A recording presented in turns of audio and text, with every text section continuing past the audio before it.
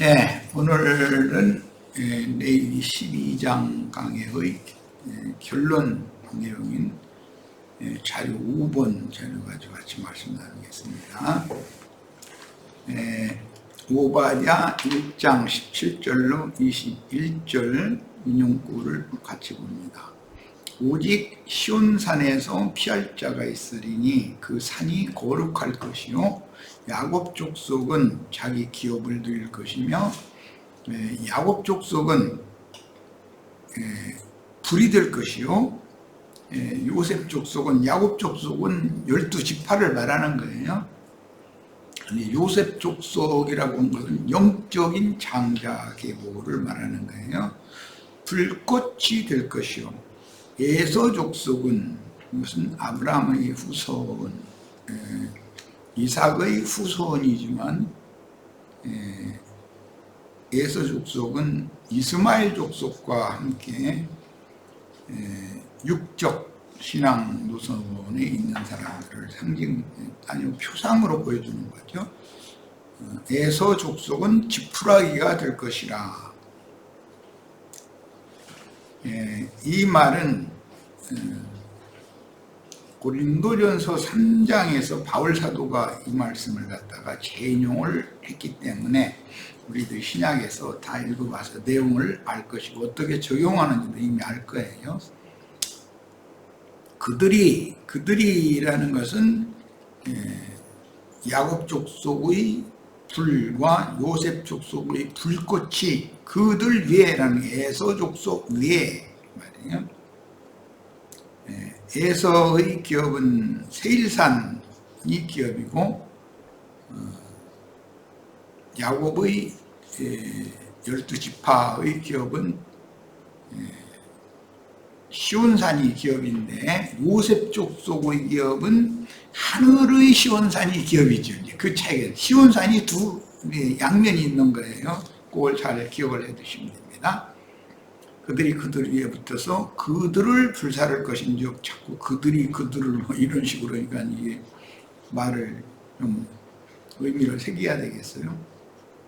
에서 족속은 지푸라기와 같은 족속이니까 나무와 풀과 지푸라기 바울 사도는 이렇게 인용을 했는데 그것은 육에 있는 신자들을 상징하는 말이라는 것을 영적으로 해석을 했죠.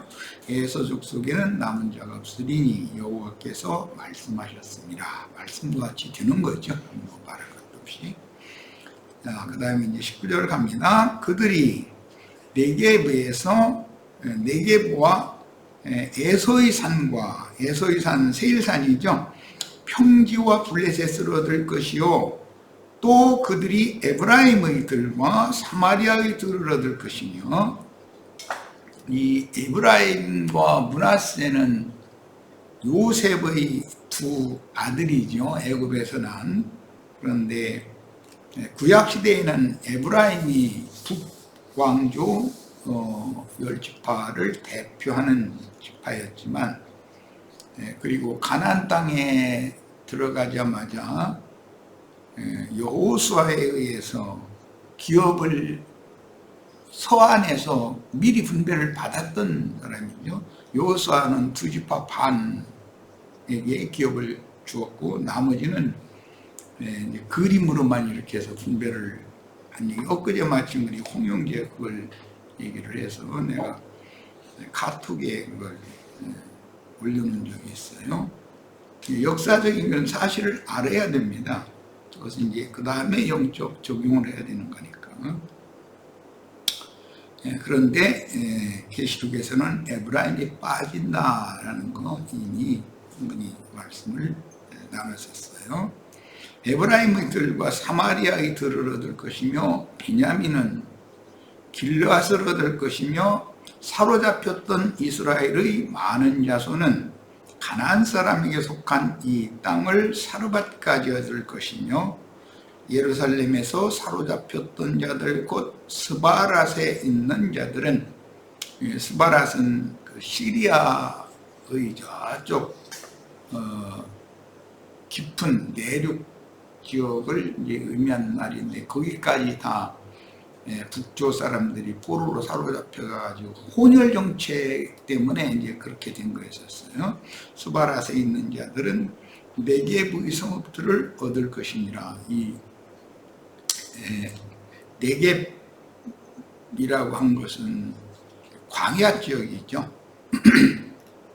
그들은 오늘 여기 본문에서 그들이 네게브와 에서의 산과 평지와 블레셋을 얻는다 이렇게 했는데, 이것은 불과 불꽃이 된 자들이 이제 그 말이에요. 불꽃이 된 요셉 족속이며 남유다 지역 야곱 족속의 기업인 12지파의 예루살렘 교회를 기업으로 받고, 에브라임들과 사마리아들을 얻는다. 이것은 북이스라엘 지역 요셉 족속의 기업 이방인들의 안디옥 교회를 또 기업으로 받을 것이다 라는 예언이에요. 이제 신약시대에 성취될 예언이니까. 그 다음에 스바랏이라고 우리 번역에 이렇게 했는데, 시리아의 그 저 내륙에 있는 시프라라고 하는 곳이죠. 거기에 사로잡혔던 유대인들이나 유대 광야의 그 네게브 지역은 부엘세바가 중심 도시. 이 부엘세바는 참 유명하죠. 아브라함, 이삭, 야곱 대대로 거기에는 오아시스가 있어서, 내 말은 광야지만 오아시스의 물로 모든 산업도 일으켰고 또 음료로도 사용했고, 이제 이것 때문에 굉장히 유명하죠. 그 다음에 구원받은 자들이 시온산에 올라와서, 이 시온산은 지상의 시온산도 있지만 하늘의 시온산이 있다라는 걸 잘 생각하셔야 돼요.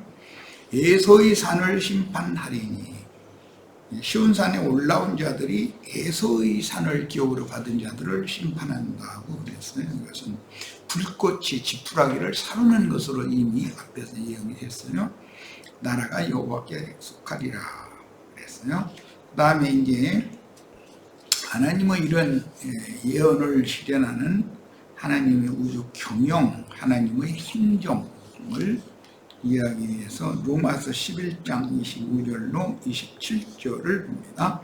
형제들아, 너희가 스스로 지혜 있다 하면서 이 신비를 너희가 모르기를 내가 원하지 아니하노니, 이 신비는 이방인의 충만한 수가 들어오기까지 이스라엘에 들어오는 우둔하게 된 것이다.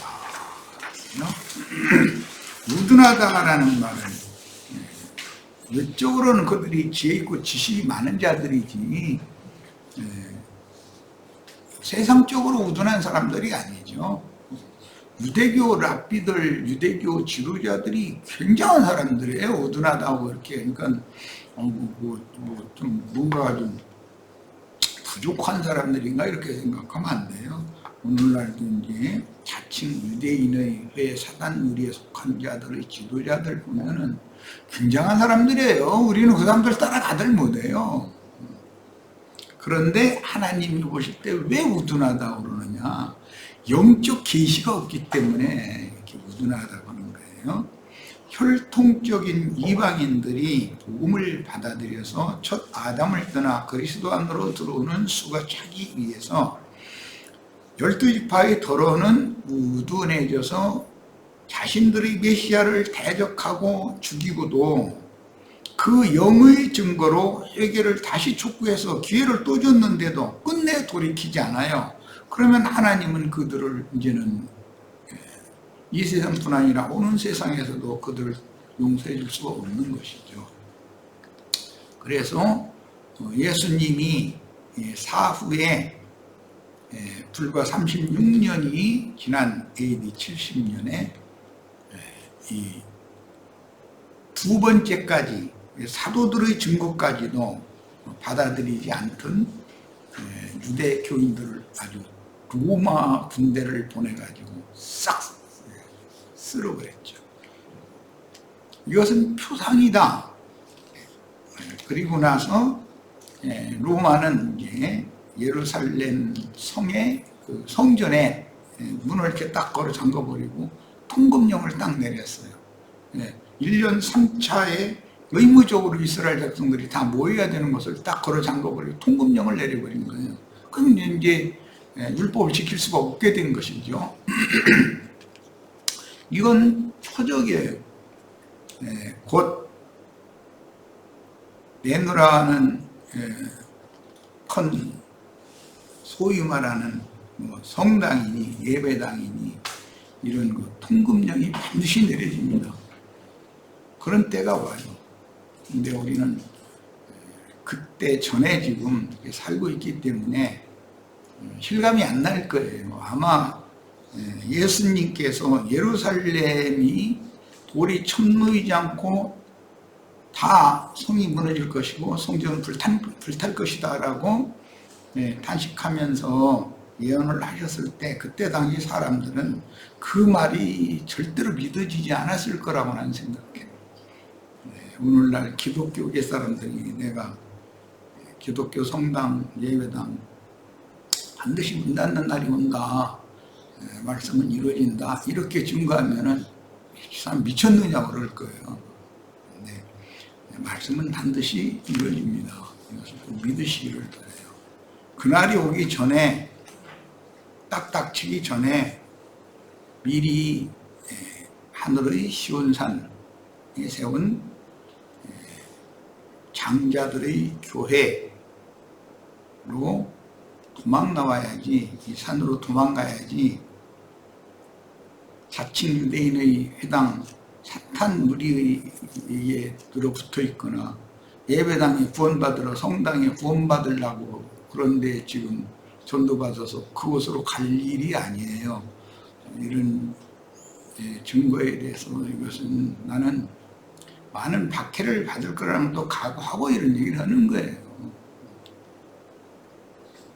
이것은 계시가 필요한 겁니다. 미리 다 나오셔야 돼요. 나와서 저희 주께서 여자의 남은 자손들을 위하여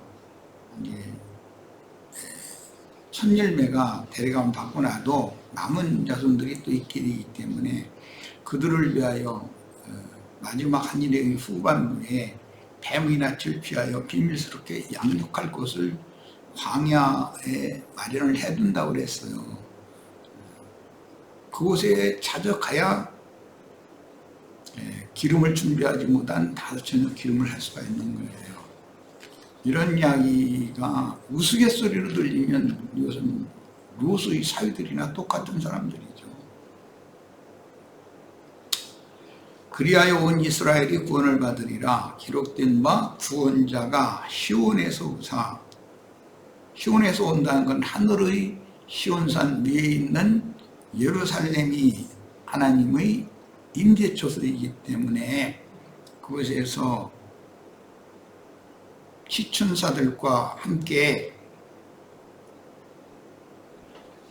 짐승 세상에 내려와서 불레접을 쏟아서 심판을 하러 오셔요. 이것을 꼭 믿으셔야 돼요.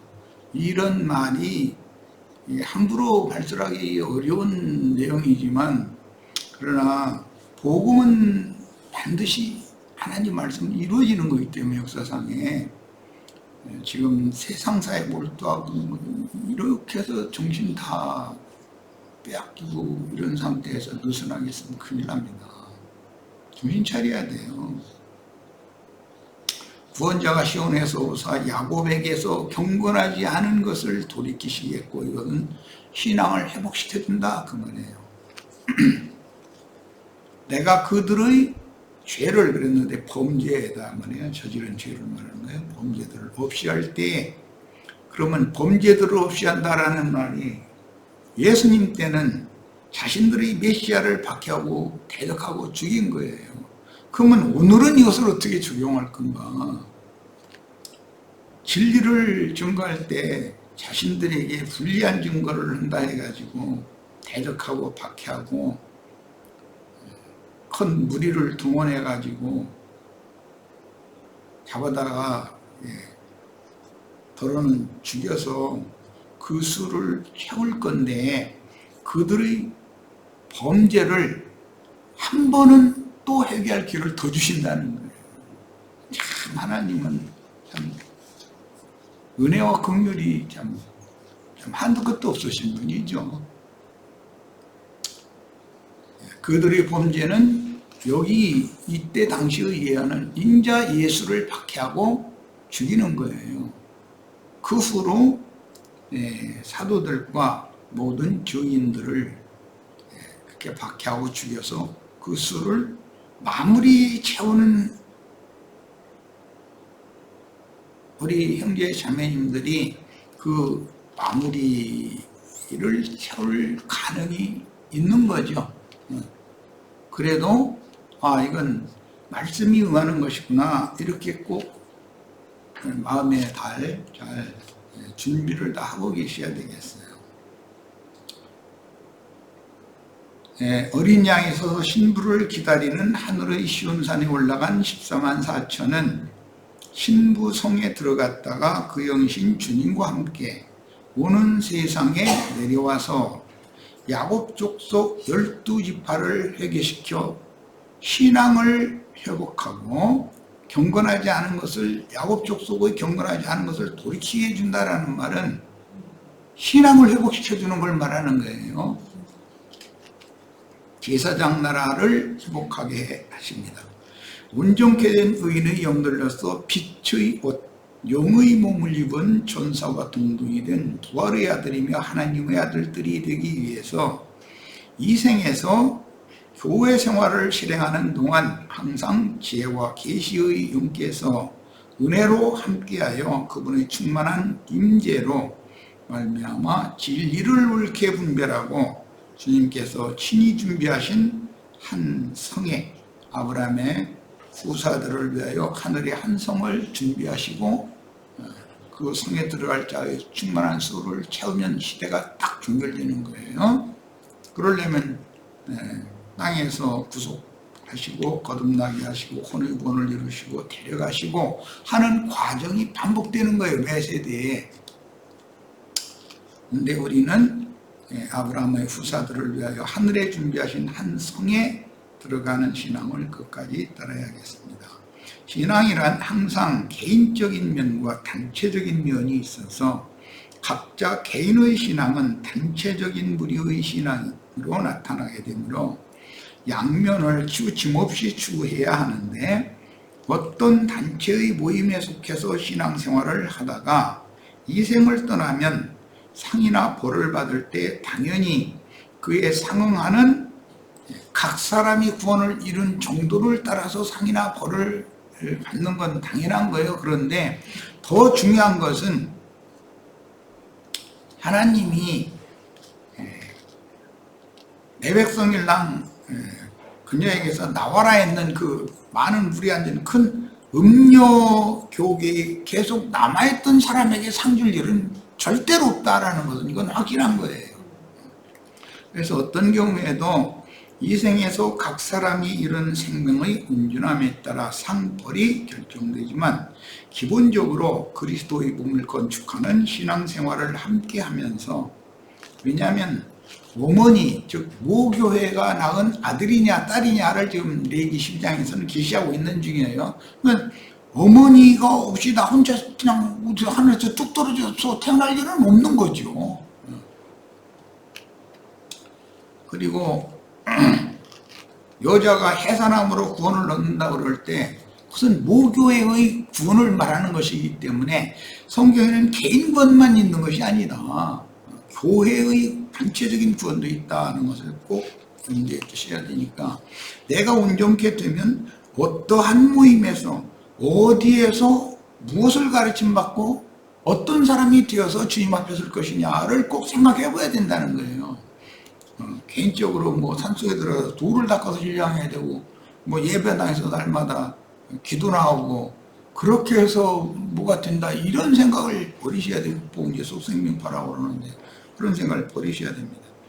본래 신약의 계시에는 복음이 유대인으로부터 이방인에게 전파되었으나 오는 새 시대의 계시를 위해서는 이방에서 유대인들인 12지파에게로 되돌아가는데, 복음은 예루살렘에서 유대인에게서부터 시작돼서 지구의 중심인 팔레스타인 땅의 예루살렘에서 시작된 복음 전파가 지중해 건너 유럽 지역을 거쳐서 미주 지역을 또 거쳐서 남미주를 다 거치게 되는데, 유럽에서 오늘 우리가 이어받은 이 신앙은 이제 청교도들의 그 노선의 신앙이고, 저 남미 지역으로 이렇게 흘러간 신앙은 스페인, 포르투갈 이쪽에서 남미 쪽으로 전도를 했기 때문에 로마교죠. 로마에서 스페인을 거쳐서 남미 쪽으로, 그 다음에 이제 동양으로 올 때는 멕시코를 거쳐서 필리핀, 말레이시아 이런 데를 들어오게 됐어요. 이건 로마교가 전도를 해 돌아간 노선이고, 우리는 영국을 통해서 미국으로, 캐나다, 그 다음에 호주, 그 다음에 동양의 중국, 그 다음에 일본, 우리나라가 이 중국, 일본, 그 대한민국의 한반도 오면 제일 나중에 받아들였죠. 대원군이라는 사람이 아주 참 유명하죠. 우리나라 사람들이 그걸 보면 좀 새 것을 받아들인 걸 되게 두려워하는 민족이라는 걸 알 수 있어요. 매우 보수적이라고 그러죠. 그런 부분.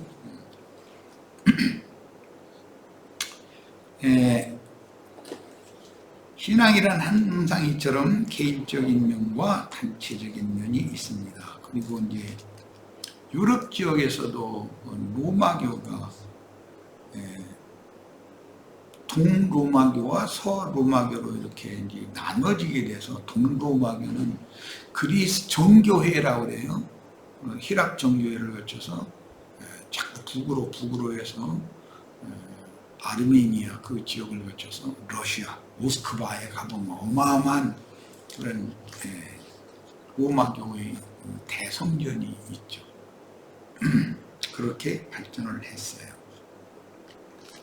그러니까 이것은 동서로 남북으로 주님께서 동서남북 사방에 복음을 전하게 하시는 방법이 있었다는 거예요. 이게 하나님의 경륜에 따른 것이에요.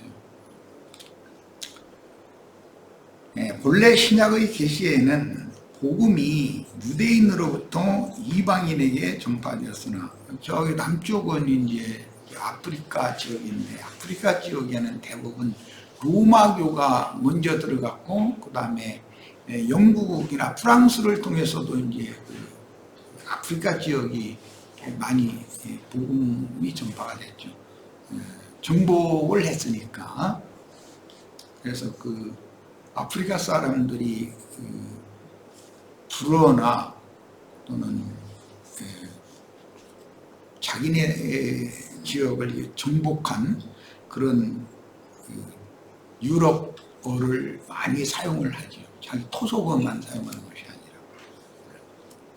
예를 들면 또 포르투갈, 스페인 이쪽에서 이제 정복을 저쪽으로 남미, 중미까지 정복을 했기 때문에 멕시코나 브라질, 아르헨티나 이제 이쪽 사람들은 히스패닉어를 아주 자기네 나라의 본 그 언어보다도 더 일상화해서 사용하는 언어는 대부분 스페인어를 많이 사용하죠. 이게 그것은 완전히 정신세계까지 정복됐다는 뜻입니다. 언어를 뺏기지 않는다라는 것은 정신은 살아있다는 뜻이에요. 우리가 일본에게 망했을 때 일본이 우리나라 한글 24자 이것을 사용하지 못하게 하고 가나를 이렇게 강제로 이렇게 가르쳤죠. 그러나 우리나라는 결국은 우리의 글을 지켰단 말이에요. 이것은 군사적으로는 힘으로는 땅을 뺏겼을지라도 백성들의 영혼까지 뺏기지는 않았다라는 뜻이. 그러니까 독립이 가능한 것이죠. 말까지 바꿔줘 버리면 그 독립이라는 게 참 어려운 거죠.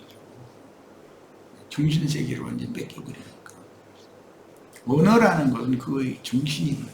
어떤 말이라는 것. 그래서 예수님이 내가 너에 이르는 말이 영이 생명이다. 이럴 때 사람의 어떤 말은 어떤 영이 거기에 섞여서 나가는 것이거든요. 구원은 먼저 말씀을 받은 유대인들에게서 나는 것이며 예루살렘에서부터 전파가 시작되고 이방인들의 충만함이 차면 은혜의 시대가 교회의 주수로 마침이 되고 영원한 복음으로 유대인들에게로 돌아와 하나님의 의를 이루어 온 이스라엘은 의의 흑암과 새하늘과 새 땅을 차지하기 때문입니다.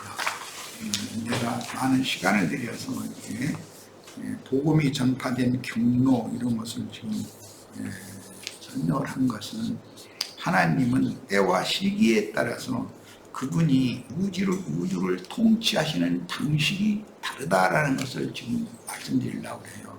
세상 교회 사람들은 이런 얘기하면 무슨 하나님이 우주를 다스리는 게 똑같은 방식으로 하는 것이지 때와 시기에 따라서 바꾸느냐 이래요. 그렇지 않아요. 그러면 하나님이 왜 율법과 선지자의 때라는 걸 두시고 이방인의 때를 왜 두시고 이스라엘의 회복기를 왜 두시고 왜 때를 그렇게 정해 두시요? 그때는 그때에 맞는 복음을 맡은 종들을 보내셔요. 그래서 주님 말씀에는 때를 따라서 하늘 곳간에서 옛것과 새것을 내어다가 나눠줄 충성된 종이 누구겠느냐? 때를 따라서라는 것은 때를 따라 다르다라는 거예요. 똑같은 게 아니에요. 이게 너무 보수적이고 뭐 이런 얘기하면서 막 칼빈이 어떻고 무엇이 어떻고 이런 얘기는 지금 올 시대가 아니에요. 아마 우리 지체들 침례교단의 어떤 목사님한테 내가 어떤 대처를 할 때 내가 뭘 중점으로 해서 좀 깨우쳐줘 보려고 그렇게 했는지를 알 거예요. 지금은 불법과 선지자의 때는 요한으로서 딱 끝난 거다. 예수님이 전도를 시작해서 성령께서 지금 이방 땅끝까지 복음이 전파된 이방인의 때의 말기에 왔는데 요한의 사역을 지금까지 해야 되겠다고 우기면 하나님을 거역하는 것이다. 하나님의 행정을. 하나님은 사람의 연약함으로 인한 윤리 도덕적인 어떤 약점이나 흠결이나 허물 그것보다도 하나님의 우주 경영에 대한 경륜을 대적하는 것을 용서할 수 없어요. 세상 나라에서도 그건 반역이거든요. 그런 걸 알아야 돼. 국민들이 일상 생활에서 자기가 범죄를 한 것은 그 경범죄로 다스리면 되지만 국가 전복을 위한 어떤 반역을 하나님이 나는 이때는 이렇게 할 거다라고 해서 어떤 행정을 해나가시는데 그것을 반대하고 옛날 방식으로 돌려야 됩니다 하고 빡빡 우기면 그 가만 놔두면 안 되는 거죠. 처단을 해버려야지. 이런 이치를 알아야 된단 말이에요. 그런데 사람들을 설득하기가 쉽지 않은 것을 참 안타까워요. 사람들이 한번 뭔가 조성되면 새 것을 받아들이려고를 안 해요. 자꾸 세상은 새로워지고 있는데도 영의 세계도 날로 새로워져야 되는 거거든. 근데 속사람이 새로워지지 않고 옛날 것을 그냥 계속 내가 신학교에서 이걸 배웠다 이거예요. 조상 대대로 전통이 그렇다 이거 이렇게 나오면 못하니 이 사람들.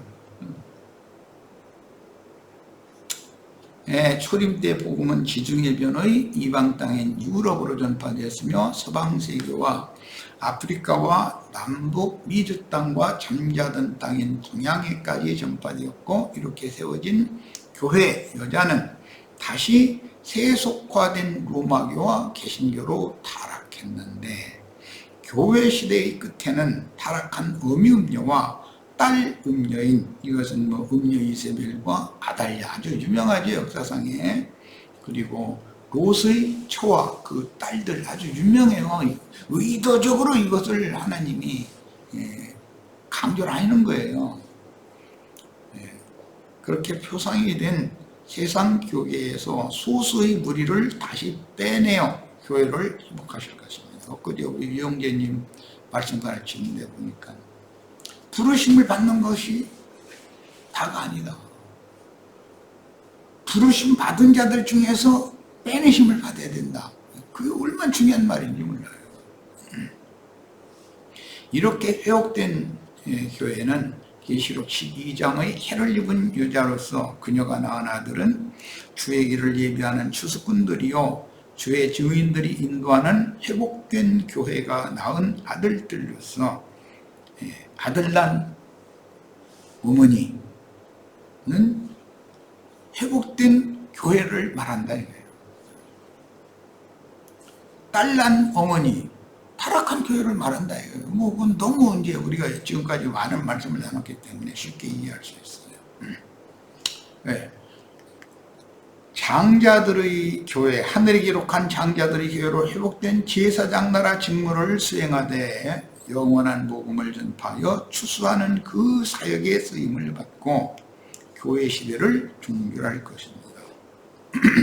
교회 시대 전 기간을 유대교의 계승인 로마교와 개신교로 이어진 기독교계는 모든 세대마다 딸을 낳은 여자의 노선을 계승하였으며 계시록까지 음녀 이세벨 얘기가 나온 거예요. 음녀 이세벨이 하나님의 종들을 가르쳐 꽤 행음하고 우상의 제물을 먹겠다는 거잖아요. 그럼 그건 영적인 말인 것이 역사적인 사건은 오래전에 지나간 일이죠.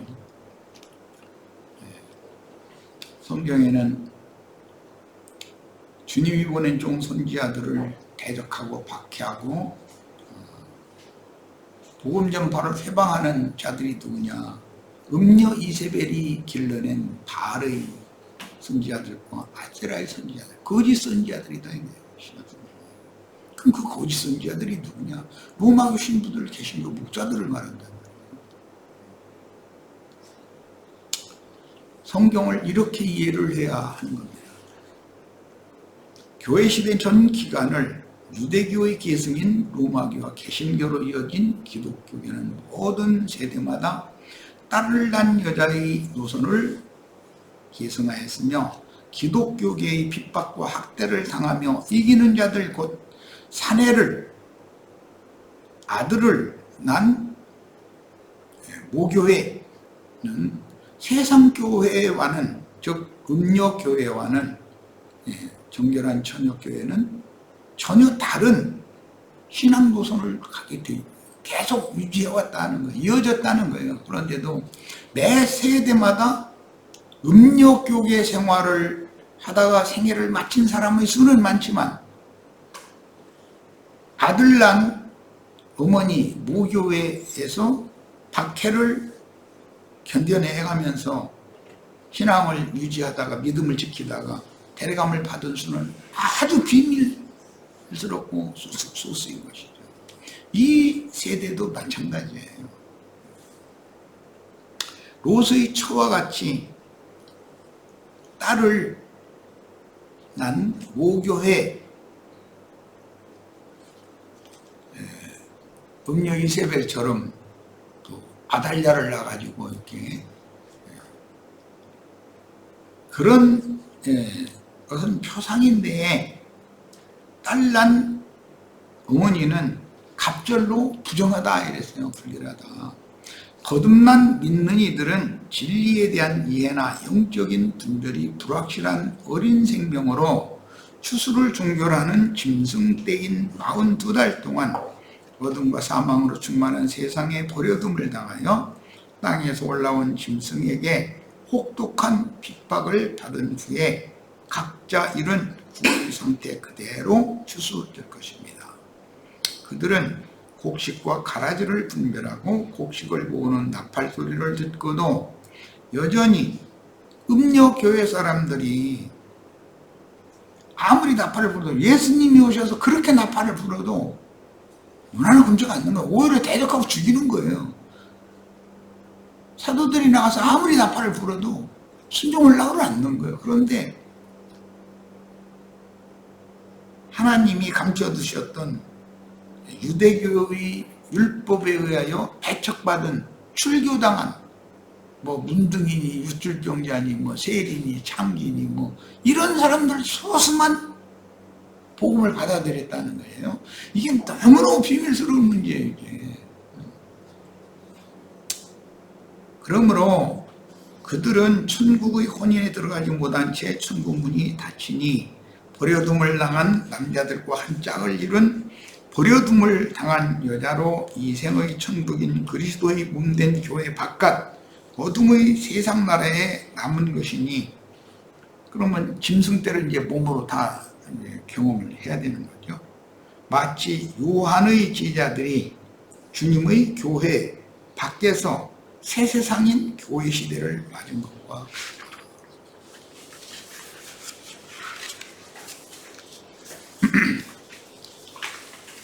주님이 사역이 시작이 되면 다 주님께로 가야 되는 거예요.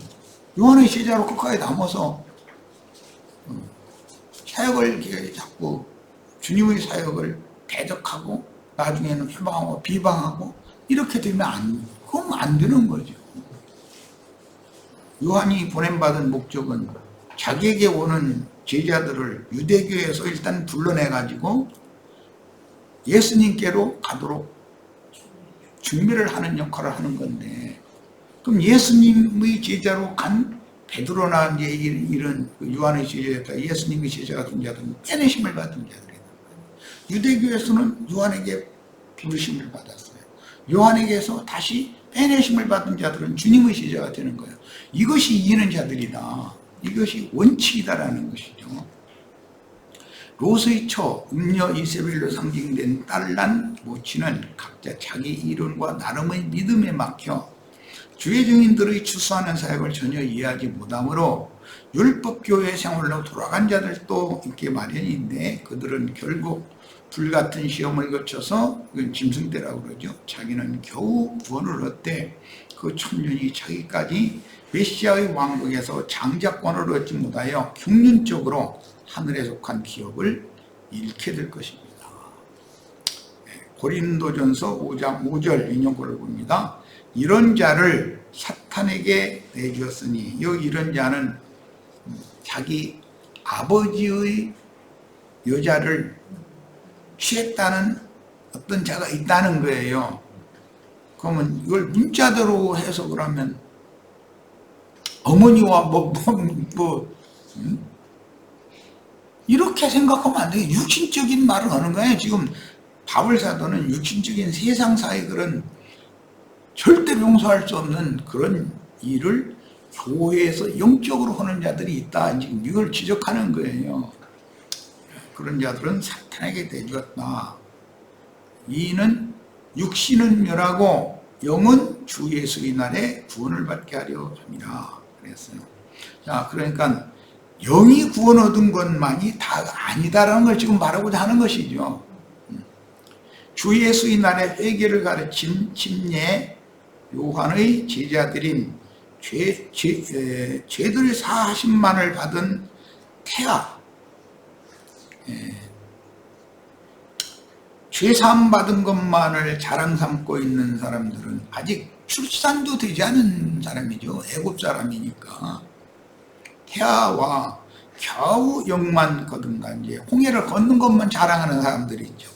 그 형제회 계열 중에서 구원파라는 사람들 보면 아주 죄사함과 거듭남, 아주 이게 몸매 하여튼 보면 이제 태아나 겨우 젖먹이 신자들의 경우 큰 음녀인 세상교계에 그들이 가라지들과 섞여서 함께 자라고 있다. 세상교계 중에 섞여 있는 것이에요. 히브리서 10장 39절, 우리는 뒤로 밀러가 멸망할 자가 아니요 오직 영혼을, 그랬는데 우리 번역이 그랬는데 혼을 구원함에 이르는 믿음을 가진 자니라. 영만 구원받는 것이 다가 아니죠. 혼이 구원을 받아야 돼요. 야고보 1장 21절 그러므로 모든 더러운 것과 넘치는 악을 내버리고 너의 영혼이 아니고 혼을 능히 구원할 바 마음에 심어진 말씀을 온유함으로 받으라. 베드로전서 1장 9절 믿음의 결국 곧 혼의 구원을 받음이라. 히브리서 10장 39절, 야고보서 1장 21절, 베드로서 1장 9절 이 세 절을 내가 특별히 인용을 했기 때문에 이걸 잘 암기해 두시길 바래요. 영의 구원만이 아니에요. 주 예수의 날에 육은 멸하고 영만이라도 구원을 받게 하는 그런 겨우 받는 그런 구원도 있지만 혼의 구원을 받는 것은 그 이후의 문제다라는 것이에요. 그 다음에 마태복음 8장 12절 나라의 본자손들은 바깥 어두운 데 쫓겨나 거기서 울며 이를 갈미 있으리라. 나라의 본자손들이라는 건 혈통적인 12지파를 말하는 거예요. 빛의 세계인 천국 교회 바깥은 짐승 세계인 세상인데 끝내 천국 복음을 거부한 유대교인들과 요한의 제자들은 천국 바깥 어둠에 버려둠을 당했습니다. 요한의 제자들은 광야에서 다 죽은 거예요. 뭐 유대인들 중에도 바르게 믿는다고 한 사람들이 없었겠어요? 그 사람들은 아직 출문도 하지 않은 사람들이요. 그냥 애굽의 고센 땅에 있는 사람들인 것이죠. 반드시 최종적으로는 예수 그리스도께로 가야 돼요. 즉 최종적으로는 예수님을 상징하는 가나안 땅을 기업으로 받아야 되는 거예요. 마태복음 22장 13절 임금이 사환들에게 말하되 그 수족을 결박하여 이것은 혼인잔치에 예복을 입지 않고 온 한 사람을 이렇게 심판하는 얘기예요. 혼인잔치에 아니 예복 안 입고 왔다고 수족을 결박해가지고 끝나면 참 말이 얼마나 잔치 자리 잘못 가면은 큰일 나는 거지. 유대교의 관념을 가지고 자기 율법 지식 많은 거 자기가 기독교계에서 유대교에서 뭐 무슨 총회장이니 뭐 노회장이니 뭐 지위가 높은 것 등등 뭐 그런 것을 이게 외식의 옷을 가지고 자랑하려고 하는데 하나님은 그걸 용납하지 않는다는 말이죠. 네, 저기까지 읽겠습니다. 계시록 22장 15절까지 마칩니다. 자, 마태복음 25장 30절 이 무익한 종을 바깥 어두운 데로 내쫓으라. 바깥이라는 건 거룩한 성, 밖이라는 것은 세상을 말하는 거예요. 세상은 어둠의 영역이죠. 거룩한 성은 영광의 빛의 영역이에요. 거기서 슬피울며 이를 갈미 있으리라 하시니라. 계시록 14장 20절 성 밖에서 그 틀이 밟히니 틀에서 피가 나서 말굴레까지 닿았고 1600스타디온에 버렸더라. 이것은 그 능력을 심판하는 것에 대한 상징이지만 음력 가운데에서 하나님의 백성들을 다 불러낸 다음에 음녀에 늘어붙어 있는 자들을 싹게 심판해 버린다는 말이죠. 그런 표현을 이렇게 한 거예요. 짐승몸에 붙은 가라지들을 불사르며 의인 중에서 악인을 갈라내어 불사르는 말씀이다. 기독교인들, 로마교인들 다 자신들은 세상 사람들과 다르고는 거룩한 의인들이다. 다 이래요. 뭐 어떻게 의인이 되냐? 믿음으로 말미암아 의롭다함을 얻었다. 이것만 계속 주장을 해요. 그런데 의의 구하는과 새하늘과 새 땅을 유업으로 받은 상태는 아니잖아요.